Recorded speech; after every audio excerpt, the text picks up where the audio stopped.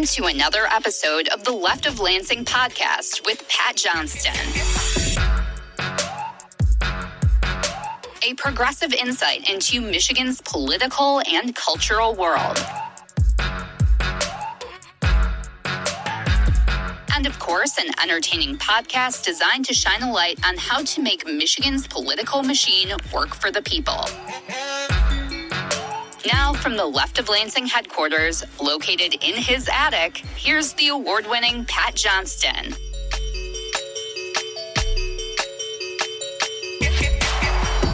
Oh, yeah! Welcome to another edition of Michigan's premier progressive podcast. I am Pat Johnston, and are we really shocked at how feckless and appeasing corporate Democrats really are? Well, at least corporate Democrats in the U.S. Senate. I mean, well, I know that there are plenty in the U.S. House as well, but even they weren't caving to the Trump regime's demand to end the MAGA Republican shutdown. Yes, I know Pennsylvania Senator John Fetterman's a freaking lost cause and is just someone who's been bought and paid for by AIPAC and other lobbyists, but for some of these other Democratic senators to jump ship just 1 week after their party enjoyed massive electoral victories, it's so on par for how Democrats, establishment corporate Democrats, are and have always been. I mean, I remember back during the run-up to the Iraq War in 2002, and there was no opposition party to the Bush-Cheney war machine at that time. I mean, for those who don't remember or were too young at the time, the Democratic congressional leaders then were Dick Gephardt and Senator Tom Daschle. Just look them up. Look at their pictures, and you'll know what I'm talking about. I mean, you couldn't get any more weak, feeble-minded, typical Democratic pushovers who did nothing to face down Bush and Cheney and the Republicans at the time. Fast forward to today, and we've got New Hampshire's Jeanne Shaheen and Maggie Hassan, and both of Nevada's Democratic senators, Dick Durbin of Illinois, and Virginia's Tim Kaine. Remember, he was the firecracker of a pick to be the vice president for Hillary Rodham Clinton in 2016. Oh, and independent Senator Agnes King of Maine also caved, saying that standing up to dear leader Trump just wasn't working. Huh, really? I mean, because a recent KFF poll revealed about 3/4 of the public continued to say Congress should extend the expiring Obamacare tax credits, including more than 9 in 10, that's 94% of Democrats, 3 in 4 independents, and half of Republicans. I'll say that again, half of Republicans. Here's an AP NORC poll released just before those Senate Democrats caved. Overall, 62% disapprove of the way Trump is handling his job as president, while 36% approve.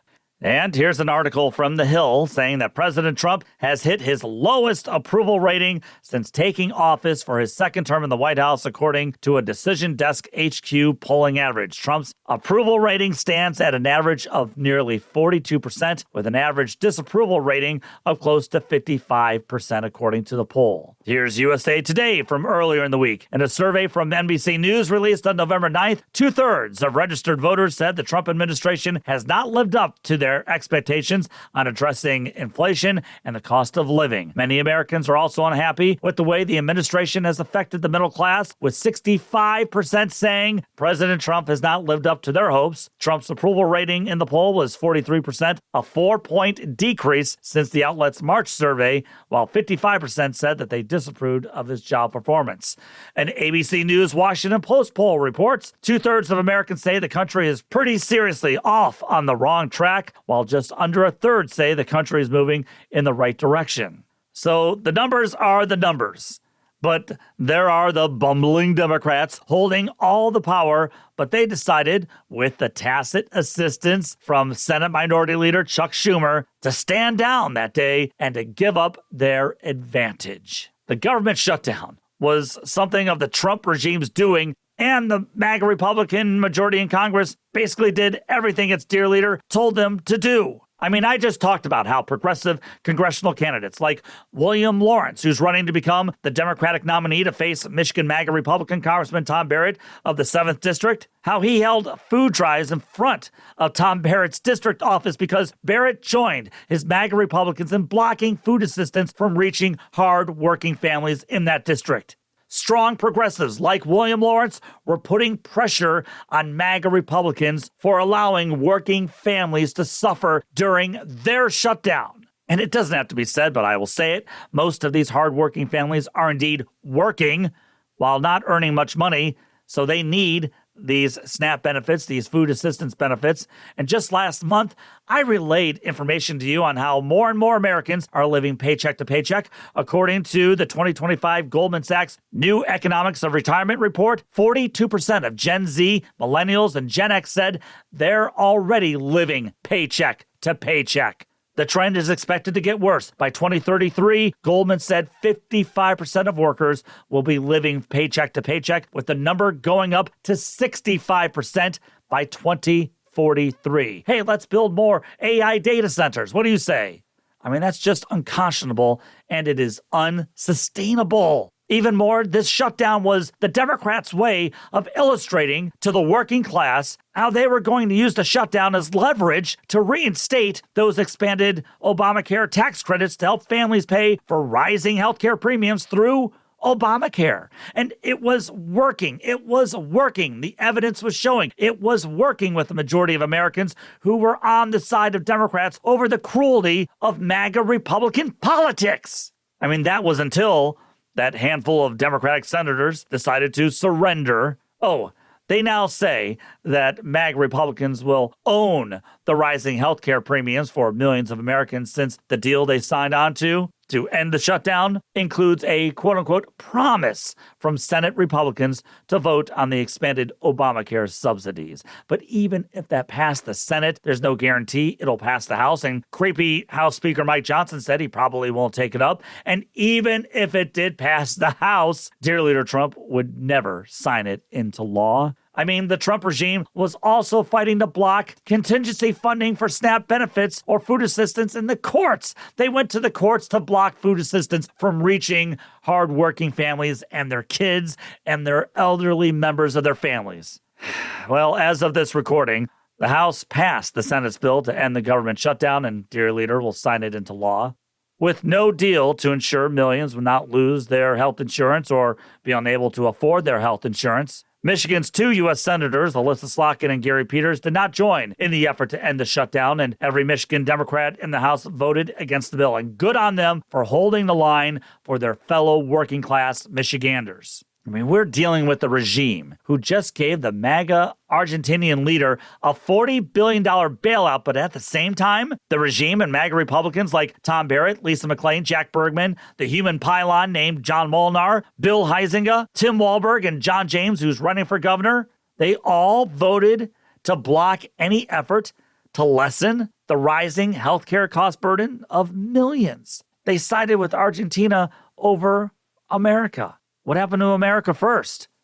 Now, I don't know about you, but if I were a Democrat, running for governor next year and John James is the MAGA Republican choice, maybe I just make sure to hound James's record on allowing rising healthcare costs and blocking food assistance for millions of working families. But that's just me. The Detroit Free Press's John Linderman, who I really wouldn't tout as some strong progressive Democrat or Democratic socialist such as myself, but he said that the end of the government shutdown marks the next move by the regime, and that next move is to gut Obamacare. Linderman writes, and I'm quoting here, Trump is willing to allow ruinous increases in health insurance prices to lower-income individuals and families who rely on Obamacare. That will assuredly cost lives. Sorry, it will. If we drive premium prices above what people can afford, and we're talking about people who otherwise don't qualify for Medicaid, some folks with chronic health conditions will not get treatment and they will die. Count on it. Yes, John Linderman is right. They will die. One reason why I refused to call that bill they passed last summer the big beautiful bill, and I called it the MAGA murder budget, because it will hurt and kill people. And here's the other part that gets me. With more and more Americans living paycheck to paycheck, they're just a job firing or a layoff away from needing basic assistance themselves. And many in the working class understand that. Some, I don't think they really do understand that. Oh, maybe it's because of that little nice game that corporate media types guided by their corporate authoritarians tell us how we're just one big break away from becoming billionaires like them. But the reality is completely different. See, we're not all born with a daddy who will just give us, a couple $1 million right there or right out of college, like, dear leader Trump had. We actually have to work for a living. This past week, I had my yearly eye exam and I had my 6-month dental cleaning. Both went really well. And our insurance covers our basic teeth cleaning, but we do have to pay a little bit of a copay to get our eyes checked. And here's something that hit me this week. I mean, we have to see, and having healthy teeth goes a long way to ensuring that we live healthy lives. Yet, for millions of working class families, they can't get a teeth cleaning or an eye exam because it's too expensive. Why are those basic checkups, why are they not covered entirely in this country? Other countries provide that kind of basic coverage for their people. Why not here? Why not in the good old US of A? I found this story from the Ohio Capitol Journal by Anna Claire Vollers, and the story says a new Trump administration rule issued late last month would override state laws that prevent consumers' credit reports from including medical debt, potentially weakening financial protections for millions of Americans. American consumers had at least $220 billion in unpaid medical bills in 2024, according to an analysis from KFF. About 6% of American adults, or 14 million people, owe more than $1,000 in medical debt. Why do we have that in this country? Why? But now ask yourselves, how much do those senators who voted to end the shutdown, how much of them receive hefty sums of cash from the healthcare lobby? And I think you got your answer then. Why they decided to vote to end the shutdown. You want to understand why Democratic voters are so disenchanted by their own party leaders? Well, this week gave you a straight answer. Meanwhile, new emails released by Democrats in the House Oversight Committee seem to indicate or implicate closer ties between dear leader Trump and the now dead and convicted sex offender and child sex trafficker Jeffrey Epstein than were previously known. Well, I think we all knew, but these emails are now painting more of a clearer picture for all of us when it comes to those two. There's an email where Epstein and his associate Ghislaine Maxwell talk about Trump being at Epstein's house and how he spent significant time there with a woman there and that Trump knew about Epstein's girls. So that means from these emails, Trump either knew about Epstein's prostitution ring and remained silent about it, or he took part in what happened in that house in which we have a possible child predator and pedophile in the White House. If there's one good thing about the ending of the shutdown, it did bring us the good news that the newly elected Democratic Arizona Congresswoman Adelina Grijalva got sworn into office this week, and she now represents the crucial 218th vote to release the Epstein files. And if I were running to become the Michigan Democratic nominee for the United States Senate seat, I'd perhaps consider hanging Jeffrey Epstein around the neck of the presumptive Republican nominee, Florida Mike Rogers, who loves putting his arm around dear leader Trump. But hey, that's just me. Well, now hold on a second. Why am I sounding like this? Things are better than they really are, right? We've got dear leader ripping down parts of the White House to construct a flashy new ballroom, because nothing says reaching the working class more than constructing a 90,000 square foot ballroom. And for all you complainers out there, stop complaining because everything is fine. Just listen to dear leader tell Laura Ingraham on Fox News that everything is awesome. Stop your whining. The economy is the strongest it's ever been.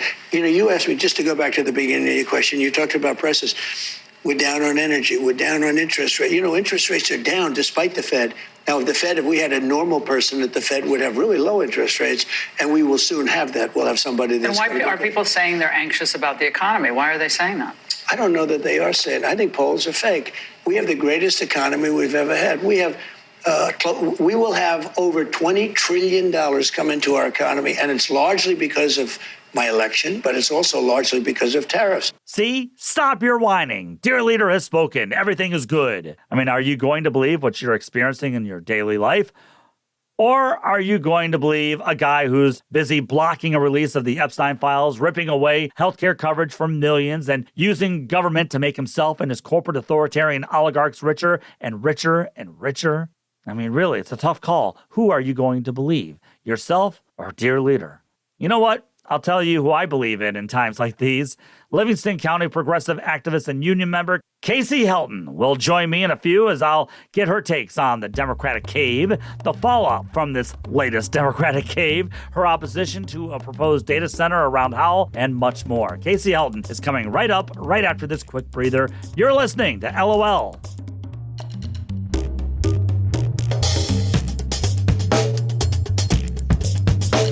You're listening to Left of Lansing. If the podcast isn't enough and you are in need of more Pat, follow him on Twitter and like him on Facebook. Also, don't forget you can read more of his thoughts and hear an archive of past episodes on leftoflansing.com.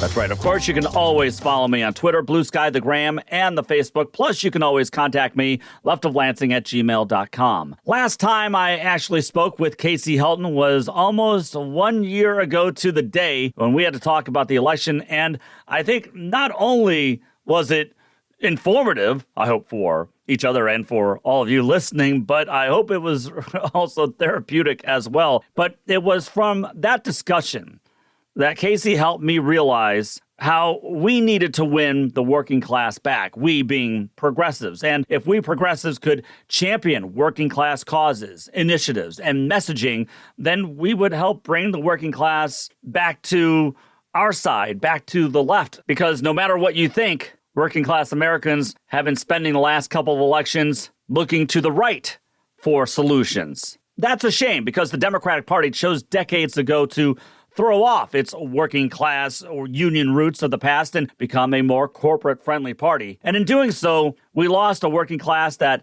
felt alienated, felt like both parties had forgotten about them, and left them wide open for someone like dear leader Trump to say, I care about you. Well, of course, we know that's not true. So I wanted to check back up here with my good friend Kasey Helton, who's a strong progressive activist in Livingston County, which isn't exactly a blue county, but it's thanks to her efforts and the efforts of many other progressives and Democrats that Livingston County has a blue presence in that once very red county. So, Kasey Helton, thanks so much for being back here on Left of Lansing. I appreciate it. Thanks, Pat. It's always good seeing you. And go CMU.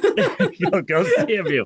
Fire up. That's what we say. Fire up, chips. Fire That's it. All right. Well, Kasey, how has the last year been treating you? I mean, have your worst fears come to fruition here with fruition? I don't know if that's really the right word I should be using, but with Trump 2.0, or are things kind of transpiring the way you thought they were? More like doomsday prophecy. There you go. Yeah. No, I think, Pat, that you kind of nailed it there. A lot of us, after that early year come down earlier this year, after the election, we all kind of had a little bit of a crash out. It was a new day. I remember I talked to my husband the next day. We were just in disbelief. We really were. And I said to him, how are we going to survive like these next 4 years? I mean, what is going to happen? There was a lot of fear and uncertainty. I think so many people, no matter, what spectrum on the left that you identify with, that was a unifying feeling among so many of us, all of us, just fear. And unfortunately, the Trump administration has really worked very hard to make so many of those fears a reality. If I had to assess, especially back in the spring, I thought something that made me feel somewhat hopeful was just how you saw these grassroots movements happening all around the country, and especially in Michigan with the hands-off rallies and then the No Kings rallies that happened in the summer. Then, of course, obviously what happened just a couple of weeks ago. But even with those hands-off rallies, I was getting the sense that people were engaged, that they were galvanized, and they were fearful. The sad part is I don't think that there were many Democrats at that time who were feeling that same kind of anxiety. That was how I was feeling, at least at that time. Back you in the mean spring. In leadership? Yes, in leadership, yes. Yes, I would agree. And that's the other side of the story, is that there was a culmination over a series of months of people just constantly seeing the headlines. There was a rising collective action from many corners that came from a variety of interests, whether it was what ICE was doing with these raids, whether it was with healthcare issues, whether it was the rising cost of groceries. nobody, it seemed like, was untouched by the policies of the Trump administration. I know our family certainly wasn't. My husband went to the store to go grocery shopping on Sunday because I'm blessed with a husband who does grocery shopping. The butter was $8. Pat, $8. Yeah. I mean, it's ridiculous, like the price of groceries. So all of these factors have been bringing people into the streets. And No King's Day, the last No King's Day, we had over 2,000 people, 2,500 people in the city of Howell, Pat. Right. So there is an upswell, absolute upswell of people who want to have their voices heard and who are scared for themselves. They're scared for their neighbors. And I think that is the bright side of this, for sure. I said this a couple of weeks ago when the No Kings rallies were happening. I visited the rally that was happening here in Alma, which is in Gratiot County, right in the middle of the mitten. And I would even say probably redder than Livingston County, a lot more.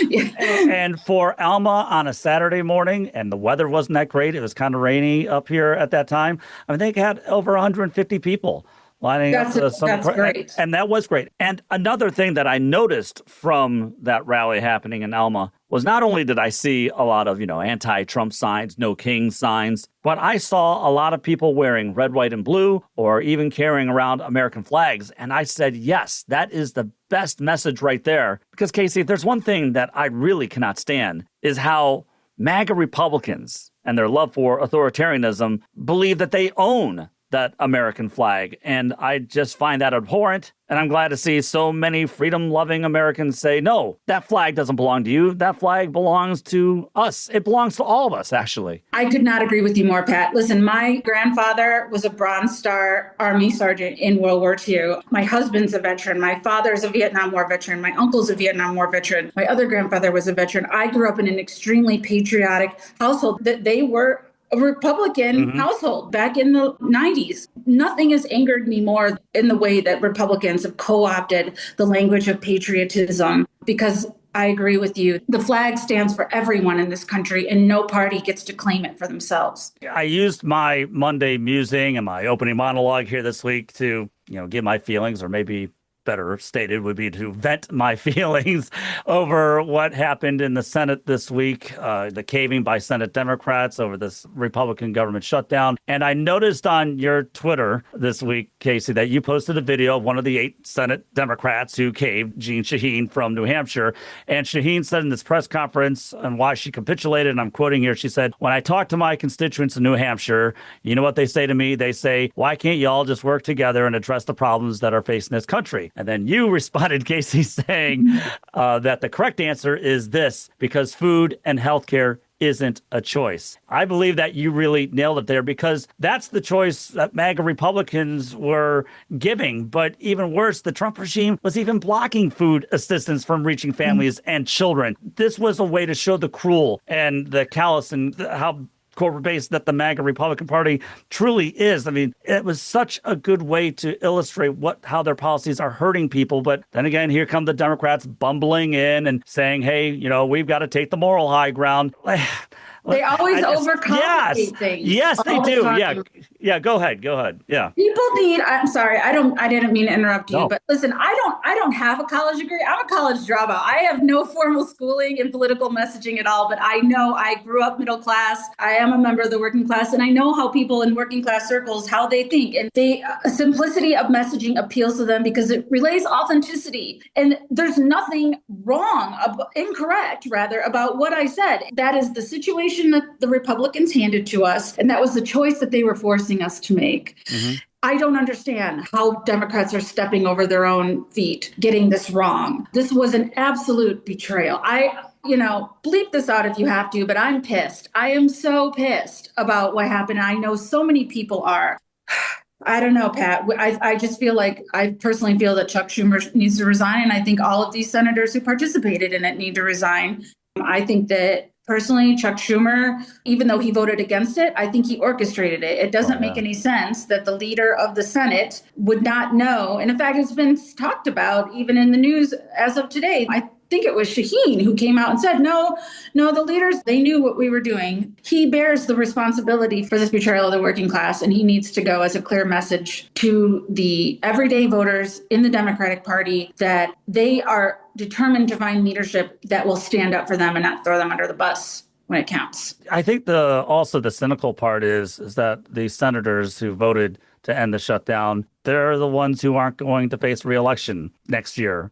And two of them are even retiring, which is amazing to me that two are retiring. So they get to go off into the sunset and they're going to live nice, comfortable lives, but then leaving everybody else here to have to deal with all the fallout. I think that's where a lot of people, a lot of progressives, even independents now, and even actually establishment Democrats are finally getting so fed up with the way these games are being played, precisely as you just said, by Chuck Schumer. I agree with that. I think they were very obviously curated based on that. But also, and I'm just one person here, but I think that the defense of this shutdown needed to be brought more broad, because I will tell you, healthcare is a convoluted issue, and they really put all their eggs in one basket on this. But personally, I'm a Medicare for All person. I will tell you just very, very quickly how I got involved in supporting Medicare for All. My mother passed away 10 years ago in 2015 from a cancer diagnosis. She had a rare form of cancer. She was on chemo for 2 years. The chemo started failing, and she was ordered to have a very special type of radiation. That was based on an order from her radiologist at the University of Michigan, top of the line, a radiology doctor, for this special type of radiation. A third-party affiliate, it was my dad's insurance. They were not on the market. They paid for their own insurance. This wasn't even an Obamacare thing. Denied her radiation, this specialized radiation, the day before. She had the tattoos on her chest. The day before, I got a phone call. I will never forget. I have never been this angry in my whole life, Pat. I saw red behind my eyes. I got a call saying, insurance denied your mom's radiation. We're going to have to start the whole process all over again. Now, mind you, she has a rapidly growing tumors in her belly. We restarted the radiation on a different type that wasn't recommended by her doctor. I could not even find out from the insurance company what type of doctor reviewed her case, Pat. Couldn't even call the insurance company. They had a third party arbitrator, and they denied it. We appealed it, but we had to go ahead because we were on the clock. And my mother passed away 2 months later in hospice. And do you know what, Pat?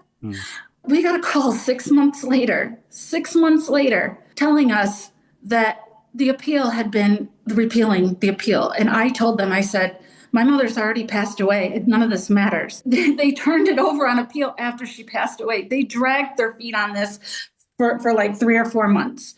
That is where I really got involved. And that's private insurance. That's worker paid insurance. That's not even on the market, Pat. This has been corrupt for so long, and it's convoluted. And I'm even now seeing Republicans on TikTok, they clearly don't understand how insurance actually works over there. And they're actually making talking points that would favor Obamacare, no caps and all of these different things. But they clearly don't understand how it works because it's such a confusing process. So I think we needed to do more than just focus on healthcare, although that should have been, definitely been part of it. But we needed to make those Republicans vote on this, not give them everything that they want. You know what I mean? Right. For people like my mom, for people like everyone who is struggling with healthcare right now. And there's no guarantee that Mike Johnson in the House is going to allow a vote to even happen. He's already said he won't. Right. He's already said that.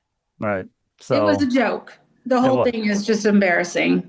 Do you think, though, Kasey, that this in some way, though, and not because of the Democrats' messaging, which wasn't very good on it, as you just said, but do you think this opened up some eyes for many Americans to say, wait a second, why do we have to keep doing this, making sure to extend Obamacare tax breaks that we have to keep extending because these premiums keep going and rising for private insurance companies? Maybe there's got to be a better way, a better system, Medicare for all, for instance. If it hasn't yet, Pat, it's going to, when those tax breaks expire after the first of this year, it is going to make people start questioning that system. I've seen that on TikTok, like I said, with the Republicans, although I think their questioning their questioning of the system reflects their lack of understanding, because a lot of these are kids and they weren't around during Obamacare when it was first settled.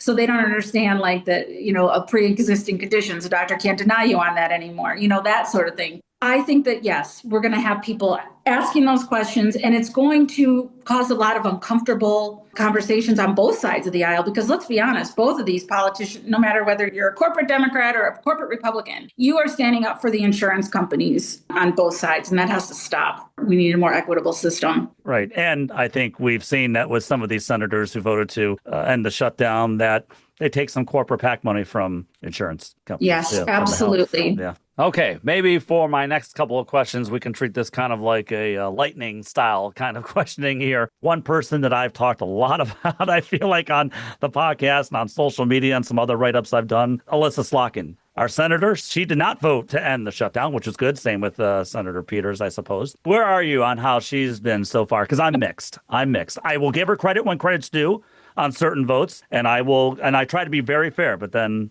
there are times that I'm going to attack her for certain things, like her stance on Gaza. Yeah, I agree. I don't know if you saw it, but Crystal Ball from Breaking Points, I saw the interview that she did with her on Israel, and it was disastrous. She took her right to the mat as she should have. I don't know if Elissa's going to be on the Crystal Ball show again. I don't know. Probably not. I'd like to see some sort of a repeat, because those are the kind of questions we need to be asking our representatives, because I think people on both sides out, that's another issue where people are starting to question like our ties to Israel. Mm-hmm. But as far as Elissa Slotkin herself, I've met her. I have no doubt that I've met her a few times. Was she your congresswoman? She was my congresswoman. Yes. Okay. I've met her at the Livingston County Democrat's office. I've canvassed for her. I've written her letters, like personal letters. She's written me back. I have no doubt that she is a very sincere person, and I think she cares about the direction of this country. But I do worry that she may be like losing touch with what the state makeup is. You know what I mean? The state makeup overall, the state of Michigan as a senator is different than congressional district that we came from. I would really like to see her not take any APAC money at all, period. Cut those ties along with everyone else in this House and Senate. Agreed. Have I been too rough? You've probably seen some of the stuff I post on social media and what I've said on here. Am I too rough on Governor Whitmer? No, I think, well, like with these data centers, right? I think that one of the primary critiques of Governor Whitmer concerning like corporate tax subsidies, I think that's problematic. Yes. We need to stop giving away all of our tax revenue to corporations that are not necessarily giving back, specifically with AI. And I know you want to talk about that more, but no, I think it's good overall for like politicians to hear from the left flank. You know what I mean? This is a new day, and the populist left is not going anywhere. In fact, we're growing in numbers, and they're going to need to get used to talking with us and to dealing with us. Or they can just get voted out, one of the two, in the primaries. Well, let's talk about the data centers, because obviously, Governor Whitmer, she made that big announcement for a big center, I think, in Saline. But there's also one being proposed around your neck of the woods. Can you talk about that a little more? Yes, absolutely. There's a data center. We don't know who's behind the building. We know who the developer is, but not the operator. Really? Yes, they have signed NDAs with the people whose farmland they are utilizing. They've signed NDAs with, I think, members of Howell Township, and they tried to do it with the county, I learned last night. I went to a data center event last night that's sponsored by the family, the Van Gilders, who have been landowners in Livingston County for decades. They own a huge, historic farm, and they're trying to preserve their farmland. I understand all of the struggles with that. Life is difficult for farmers right now, but the fact that this company came in wanting people to sign NDAs strikes me as very aggressive and shady and not open, not transparent, which is a red flag. And I will tell you, there's over 2,500 people from all political stripes in Livingston County that are in the Howell Data Center Facebook group. Right now, it's a very active group. People are mobilizing. They had an initial planning commission meeting for the first proposal, and scores of people showed up. And there's another meeting that's going to be coming up here soon on November 20th at 6:30 p.m. at the Howell High School Auditorium. And that I expect to be packed. They had to move it last time because it was packed, and they've moved it this time because it was packed. And I think issues around technology regulation with these large AI firms and the impacts that they have on the environment, on people's utilities, there is a commonality there that speaks to people across the political aisle. And it is here in my town, I have witnessed that. There is unity with people that I have been debating with in my hometown for years. And now we find ourselves agreeing with each other on things, which I think is good. I do too. I just look at these and I say, what could go wrong? I mean, DTE, they want to do whatever it takes to get these data centers built because, if there's nothing that DTE does better is that they always give reliable service. So I'm sure everything would go out really well. I was just sitting in my living room last week. It was the sunniest day out ever, like nothing. There was nothing. And the power just boop, it just went out. I'm like, what is this? There was in the middle of the day, 2 hours. Right. There was something you said because you did an awesome Instagram video on this data center proposal in your area. And one point that you brought up, you said, and you kind of just brought it up just now too, that you understand why farmers would be willing to, or people who own farmland are willing to give up their land for these data centers because it's a lot of money. And I do understand that. But at the same time, at what cost for everybody else? Yeah, I think that people are very, very concerned about the things that I'm hearing are utilities. They don't trust DTE to deal with them straight on that. Water usage is another humongous thing that people are concerned about. These data centers require massive amounts of water to cool their computer systems that are inside, and there's different ways of doing that. But it requires a lot of water. And these data centers will come in and they'll say to you, well, right now our capacity is really good. But what they don't mention is that this is evolving technology. And as computing power grows, so are the demands on water, on the energy grid, because these machines are going to get stronger and stronger and the technology is going to evolve. And nobody knows what that's going to look like. There's a lot of questions. I mean, and also, my video, I talked about the ethical issues around AI that are just completely under-examined right now. We have people with AI psychosis and how is it going to affect our jobs? And then even there's the viability of the market. People are saying, very, very credible people are saying that it's a bubble. What happens then with all this, capital investment? Are we just going to get left holding the bag? Well, that's what happens when bubbles burst, right? Is that then it's the working class that gets stuck. Absolutely. All right. Well, while I still have you here, Kasey, I was wondering if you wouldn't mind talking about what it's like to work as a canvasser for the Rank My Vote ballot petition. I talked with Joe Spalding, who's helping spearhead this effort across the state. And I was just wondering if you could talk a little bit more about that and what you're seeing out there with the people. Yes, that's right. I started with my local team. They are all fierce. And unfortunately, I've been so busy, they're beating me. But I try to go out. I went out on election day. I went out to No Kings. So I have been very much involved in canvassing with that. I believe in Rank My Vote very much. I think we need more choices in our political candidates. That's one thing that's really lacking in our system right now. We need our elected officials to speak to broader audiences. And I really do believe that Rank My Vote will compel, just by the nature of the way that it's set up, where it's not winner take all, to speak to more people. We need that. Right. And like you said, it's just not a winner take all thing. I think what I like the most about Rank My Vote is that it encourages coalition building. That's one of the parts I like the most. Yeah, I absolutely agree. It's very exciting. And I know there's been data that has come out recently, I read, where a lot of people, they're not sure that they're on board with it percentage-wise in the state. But what I have found is when I've been out, and I think my fellow canvassers would say this too, once people actually learn what Rank My Vote is and how it works, I don't have a problem convincing them. It's a pretty easy explanation. So people, if you're listening and you're not familiar with Rank My Vote, go to rankmyvote.org and learn all about it. Well, listen, thank you so much, Kasey, for catching up with us here this week. I really wanted to get your take on what was happening, around the country, in the state, and of course in your area too. So it was nice really catching up with you. And I don't want you being a stranger for just once, we just see each other for once a year. Would you mind coming back once every couple months and just checking in with us? I think there's going to be no shortage of news over this year for us to talk about. So I would be happy to do that. Absolutely. Anytime. All right. Union fighter, progressive fighter, working class fighter in Livingston County. Kasey Helton, thanks so much for being on again this week. I appreciate it. Thanks again, Pat. Always good to see your face.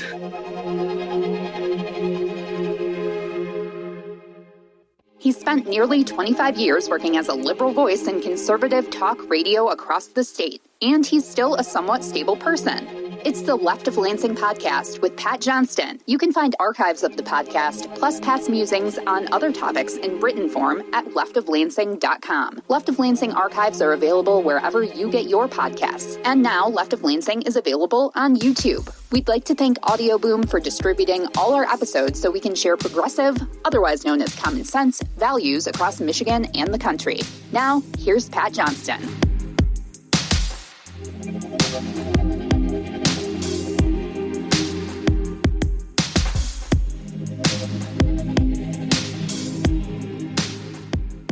A special thanks to my good friend Kasey Helton for joining the show here this week. She's someone who just doesn't talk the talk, but she definitely walks the walk. Kasey's been involved in her local political scene for years because, remember, change happens faster on the local end. And Kasey, for sure, has got her detractors in Livingston County. But like I said in her intro, Kasey Helton's also been so key in helping open up the eyes of so many in that area. And it's because of people like Kasey and many more that Livingston County is turning more and more purple. There was something else, too, that she said during our discussion, and I wanted to highlight it while talking about that proposed data center in Howell Township. Kasey told us that it's just not progressives or Democratic voters who are opposing this data center. There are residents and voters across the entire political spectrum who are opposing it, including some that Kasey said have been her political opposites and rivals through the years. And I think that was illuminating because I think that's a microcosm of what we are seeing happening across Michigan and the nation. Working class Americans are tired of getting screwed over by the revolving door of corporations and corporate representatives in government. And like Kasey said, if the AI bubble bursts, well then who will be left holding the bag? It definitely won't be big tech, that's for certain. It'll be the working class in that area and areas across the state. I'll have more coverage on these data centers popping up across Michigan on future shows. Time now for the Left of Lansing Last Call. Florida Mike Rogers is back in the news, and for all the wrong reasons again. Rogers is seeking a Michigan U.S. Senate seat for the second time in 2 years. Because who says government doesn't create jobs?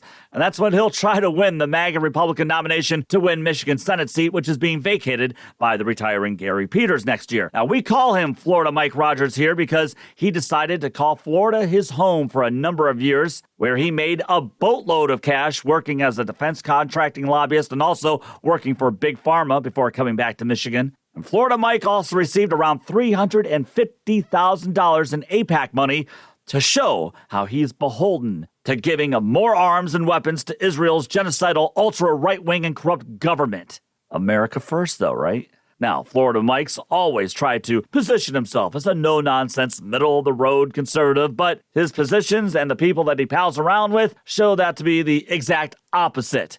He groveled to get dear leader Trump's endorsement in his 2024 campaign against Elissa Slotkin, which he lost. Well, to be honest, he barely lost. Not because Rogers ran a great campaign. No, he was awful. It was Elissa Slotkin and her campaign ran a bad race, and it nearly cost her and the Democrats a prized Senate seat. Now, Rogers apparently believes traveling down the MAGA conspiratorial and racist rabbit hole is the best way to win next year, because Ben Solis from Michigan Advance has the story saying Mike Rogers, the Republican U.S. Senate candidate, brought election denialism in Michigan to new heights last month when he claimed without evidence that a van showed up carrying ballots at a Detroit counting location to swing the election against him. Official results and a subsequent standard audit show Rogers was defeated by now Senator Slotkin in 2024, who won by a slim margin but won all the same. That's right.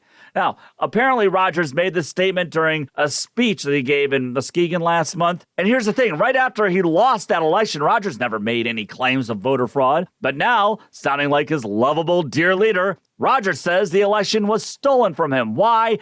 Because he believes MAGA voters are idiots.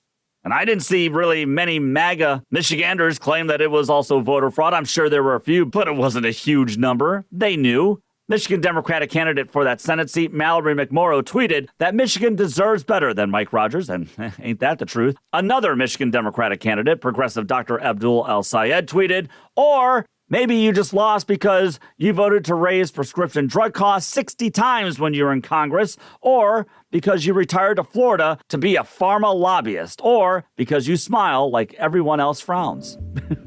Okay, that wasn't bad. By the way, there is another candidate that's taken more AIPAC money than even Florida Mike Rogers, and that's the other Democratic Senate candidate, Haley Stevens. You're listening to the Left of Lansing podcast. The music you're hearing is by Wander Beats.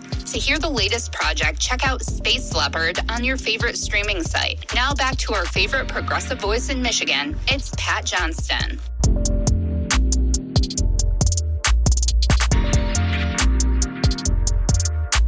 That's going to do it for this edition of The Left of Lansing. Special thanks again to Kasey Helton for being on the show this week. Also, I will provide links to stories revolving around that data center fight in Howell Township, and I will also provide a link so you can check out Kasey's fantastic Instagram video explaining why she and many others are opposing this data center. You can always email me at leftoflansing@gmail.com. Let me know what you think of the show. Don't forget to subscribe to Left of Lansing on the YouTube so you can check out more of what I have to say on so many other things that's not available here on the podcast. Congratulations to Tara Skubal on winning the Cy Young Award for the second straight year. That's great news. Now it's time for the Tigers to trade you now, so that way they can get more bang for their buck in the future. Look, I love Scoobs, but paying someone $400 million to pitch 6 or 7 innings every 5 days, I mean, that's a steep price. Now, if Skubal could also hit the ball like Ohtani, then maybe I would pay the $400 million.